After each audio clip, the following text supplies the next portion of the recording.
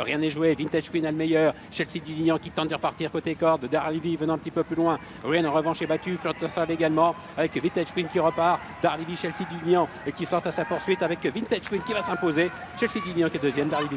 Bon, il y avait un contre-rond pour la cravache d'or, ça faisait 190, ça fait 191, pas grave. Eh ben c'est pas plus mal. Ça fait 14 ans maintenant que je suis pas descendu du podium. Je suis hyper fier de ça, de durer aussi longtemps sur les 3 premiers meilleurs jockeys français, c'est vraiment top et c'est un point très important pour moi. J'ai eu la chance d'être associé à de bons chevaux d'entrée de jeu dans ma carrière parce que j'ai travaillé en tant qu'apprenti chez Monsieur Fabre et qu'il m'a laissé la chance de monter ses chevaux et j'ai su la saisir. Et après, de fil en aiguille, tout s'est enchaîné. Hein. J'ai signé pour la Kazakh des frères Vertemer, donc ça m'a encore attribué de monter des bons chevaux. Et ça s'est toujours bien passé.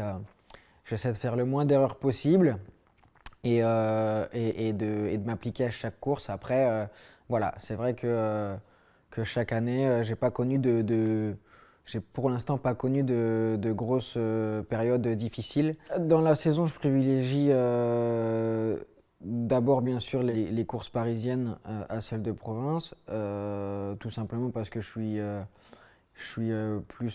suis basé à Paris et je suis un jockey parisien plus qu'un jockey de province maintenant, donc voilà, c'est assez important ça pour moi. Et puis les belles courses, je privilégie les belles courses bien sûr. Quand on fait partie des têtes de liste, on se doit de gagner des belles courses, donc voilà, ça c'est très important. Au mois d'août, on avait pris un bel avantage avec Pierre-Alain au niveau des gagnants. Il fallait juste durer comme ça encore 2-3 mois et c'était fait. Donc non, c'était bien. J'ai eu beaucoup de réussite. On a gagné 251 courses, je crois. Donc c'était assez incroyable. Cette année, l'analyse des groupes 1, c'était tout simplement médiocre. J'ai fait l'arrivée, j'en ai pas gagné une.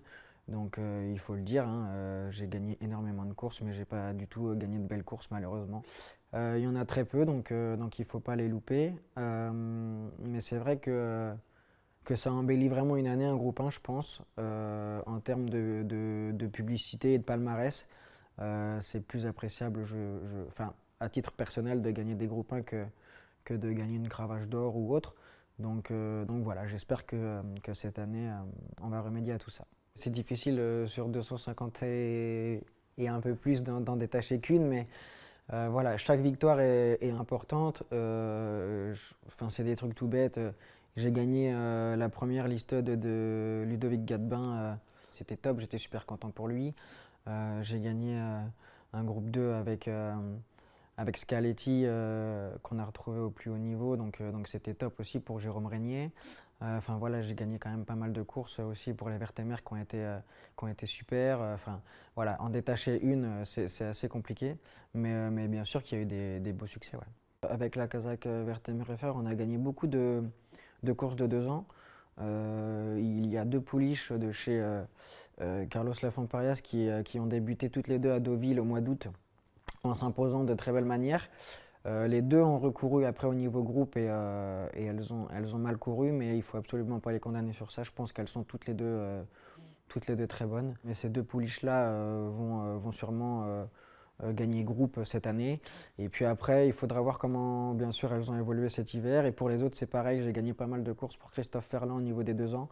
On va voir comment il passe le cap de 2 à 3 ans, si ça se passe bien ou pas. Et chez Monsieur Fabre, j'ai un bon cheval qui n'est pas un 2 ans mais qui s'appelle Jonko, qui a fait l'arrivée de groupe et qui a gagné groupe déjà et qui est vraiment pas mal. Après il y a des chevaux que je ne connais pas encore.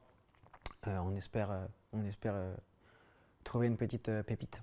Ma vie professionnelle m'apporte énormément de choses incroyables à ma vie privée. Moi on a la chance de voyager dans plein de pays différents grâce aux courses. J'ai découvert plein de choses que j'aurais jamais vécues grâce à ça. J'ai eu la chance de côtoyer la reine d'Angleterre, d'aller au Japon, à Dubaï, au Qatar, vraiment dans plein de pays, aux États-Unis et tout ça. Donc voilà, moi, avant tout ça, j'aurais jamais pensé vivre des choses comme ça. Sorti de mon petit trou mayennais, je pensais pas vivre autant de choses. On vit vraiment énormément de bonnes choses grâce aux courses de chevaux. Je suis assez casanier, je ne suis pas quelqu'un qui fait beaucoup la fête et tout. Donc non, j'ai un petit cercle d'amis et la famille, pareil. Voilà, je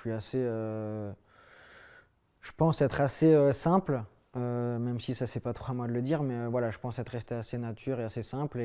Et voilà, j'aime bien rentrer chez moi avec ma femme et ma fille, tranquille, avec quelques potes à la maison. Et comme ça, c'est top, quoi.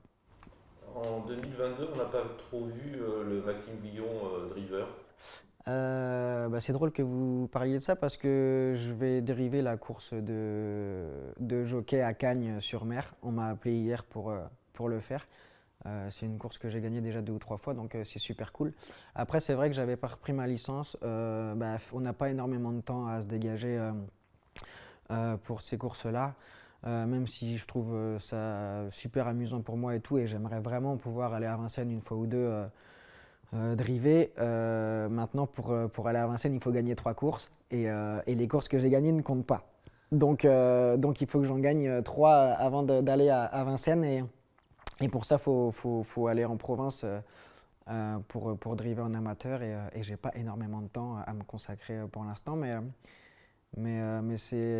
ça fait vraiment plaisir, et je pense que je vais reprendre ma licence là cette année, ouais, pour m'amuser un peu si j'ai le temps. L'objectif 2023, c'est essayer de continuer sur le même rythme. Cravache, elle viendra si elle doit venir. On va pas forcer pour, mais ça se fera naturellement. Et j'espère vraiment être beaucoup plus compétitif dans les groupes 1. J'ai fait beaucoup d'arrivées en 2022, mais j'espère en gagner au moins 1 ou 2 en 2023, ça c'est important. Et puis durer sur le même rythme, faire le plus de gagnants possible, et rester sur ce podium.